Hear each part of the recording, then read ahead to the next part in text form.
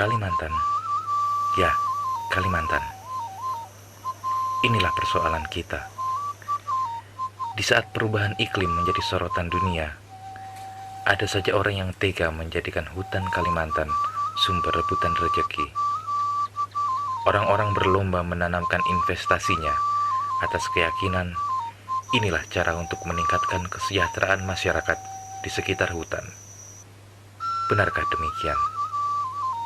Atau semua hanya demi kekuasaan? Tembawang, atau dengan kata lain, Pedahasan, menjadi saksi bisu cerita hutan Kalimantan, Pulau Seribu Sungai.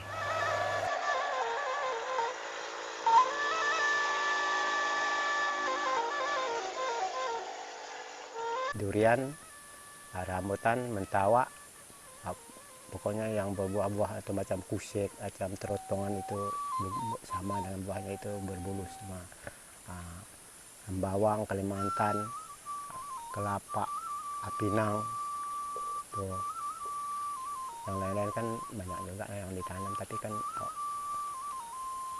pokoknya yang banyak itu buah-buahan lah. Ternak babi, ayam, itu lidah juga.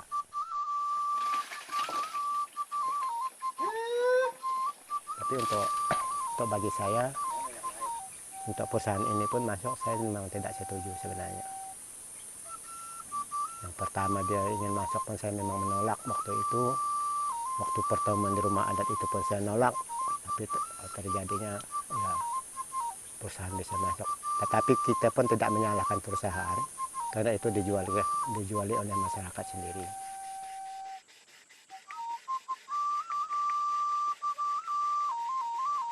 Kami masyarakat ladang berpindah-pindah itu memang sudah kehidupan kami, karena kami dah jelas tidak ada tanah payak, tuh, saya bilang gitu. Tetapi kami membakar hutan pun, contoh kami membuat ada sekat pembakaran. Nah itu, kami tiap tahun kalau di desa Batu Bulan ini belum pernah membakar hutan. Karena kami tiap membakar itu tetap kami buatkan, kata kami itu peladangan. Tuh.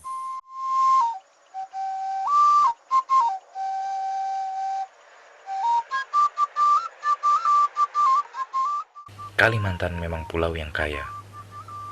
Orang berebut untuk mengeruk hasilnya.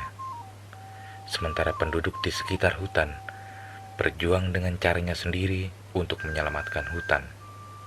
Namun mereka juga was-was karena takut dianggap sebagai perambah hutan yang bisa saja dipenjarakan dengan mengacu pada sistem peta TGHK. Sebuah peta yang tidak punya dasar hukum, namun bisa memenjarakan orang dan dapat mengambil alih hutan adat masyarakat.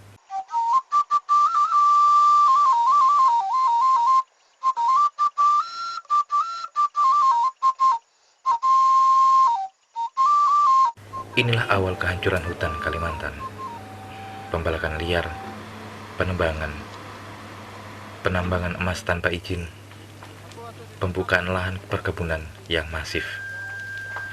Kalimantan sebagai paru-paru dunia kini telah berlubang digusur oleh orang yang rakus, orang yang tidak pernah puas, juga oleh karena alih fungsi hutan ke perkebunan. Kini kita termasuk penyumbang terbesar gas rumah kaca.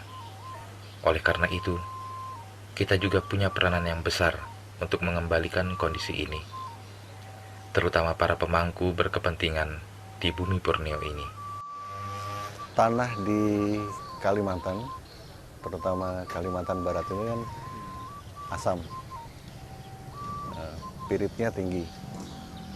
Ya, dia hanya mampu bertahan untuk tanaman 1 tahun sekali, sehingga masyarakat berpindah, ya kan? Mereka bakar kemudian berpindah. Sebenarnya pembakaran itu secara ilmiah bisa diterjemahkan bahwa abu itu kan mengandung sabun, dia mencuci, sehingga ketika dibakar ya, kemudian dia mencuci asamnya itu, dia kembali menjadi basah sehingga cukup untuk menyuburkan tanah. Saya selalu menyarankan supaya jangan hanya karet, kita harus kopi. Ya, kita harus kopi. Nah, jadi kalau kita ada tadi kalau pas ini anjlok, kopinya bisa naik, gitu. Bisa menyeimbangkan. Jadi sana anjlok ya oke lah, kita panen di sini kita panen yang jual yang tetap stabil.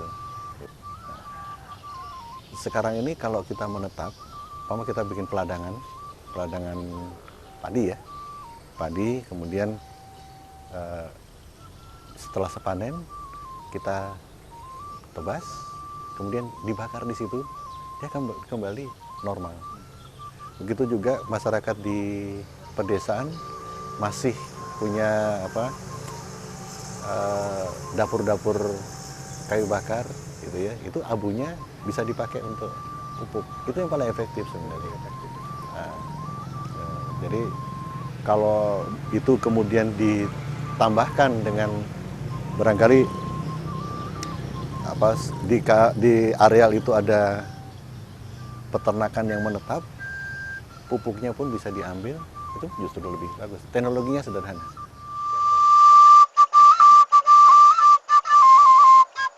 Dari tahun ke tahun, hutan menghilang. Pengalihan fungsi hutan telah nyata menghancurkan ekosistem kita. Kebakaran hutan adalah masalah besar. Pemerintah tidak bisa mengerjakan sendiri dengan berbagai macam gerakan yang berujung hanya dropping project semata. Setiap orang harus berperan serta aktif. Pemberdayaan komunitas di sekitar hutan harus menjadi gerakan yang tidak meninabobokan mereka dengan berbagai proyek penghijauan yang ujung-ujungnya membuat mereka tergantung. Karena orang mengejar nilai uang. Habis proyek, habis pula kegiatan. Noreh itu bukan menjadi beban. Noreh itu enak gitu loh, dekat, bawa anak, istri.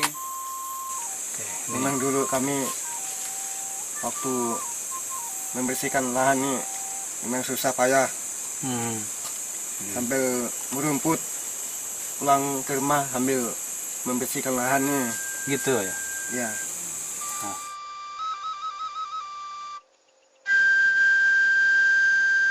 Kalimantan, selain menyimpan beragam kehidupan di dalamnya, juga menyimpan beragam keterancaman hutan akibat ulah satu manusia yang rakus. Pembukaan hutan di sana-sini memicu kebakaran. Kebakaran hutan gambut bahkan sering direncanakan. Perubahan iklim menjadi sedemikian ekstrim. Komunitas di sekitar hutan harus mencari jalan keluar untuk beradaptasi dengan lingkungan. Hutan memang penting untuk dijaga. Tetapi bagaimana memberi keyakinan pada komunitas di sekitar agar menjaga hutan namun tetap memperoleh penghasilan?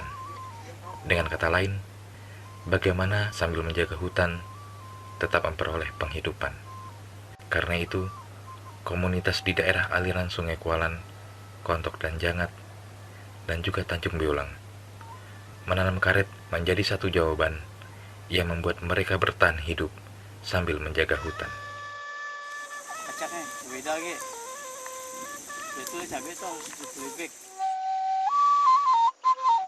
Dia ladang sini ladang liar. Pertama tahun ini yang pertama sini. Nah, jadi dah beladang dia tuh bikin dukuh, bikin pondok tuh lalu nanam dian, sibau, lansat, segala buah-buahan. Lalu udah tinggal nanti kira-kiranya akhir 20 tahun sekali ini udah sedang nih ladang lagi, ini buah nih jangan digarap, jangan ditebang. Nah, nanti kapan-kapan paman nenek cocok anak cocok nanti masih utuh situ. Alih lagi sana. Bikin ladang lagi, kita bikin ladang tuh muhun dengan Nabi Adam punya tanah, nih beliau punya kayu. Jadi supaya kita tuh aman. Adaptasi adalah cara makhluk menyesuaikan diri. Adaptasi juga proses belajar, bukan hanya sekedar bertahan hidup.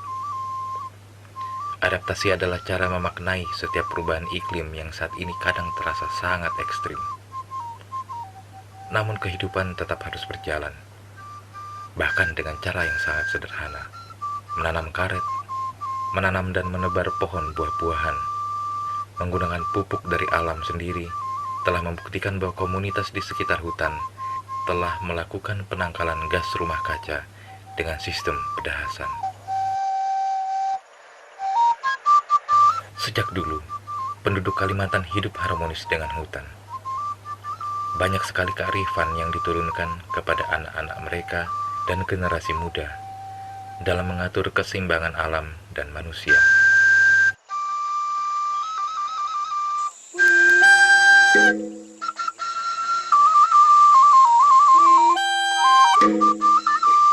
Dan jagalah hutan kita dengan baik, dengan adat istiadat kita harus ditegakkan gitu.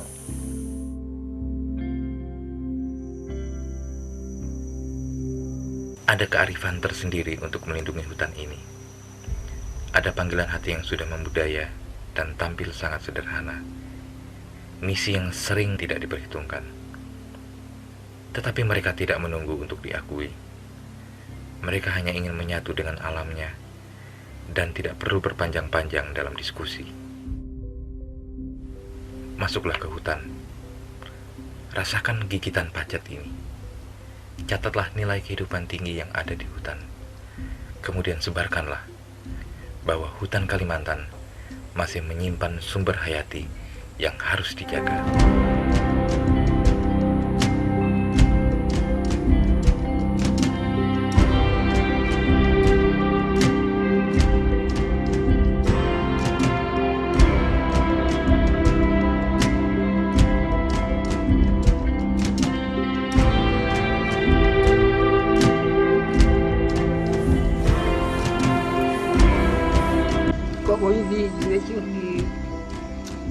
Mereka bilang, loh dulu kenapa kok orang barat berusaha nggak dilarang, kita sekarang dirarang gitu. Nah, ini Terang aja anak saya kan gitu.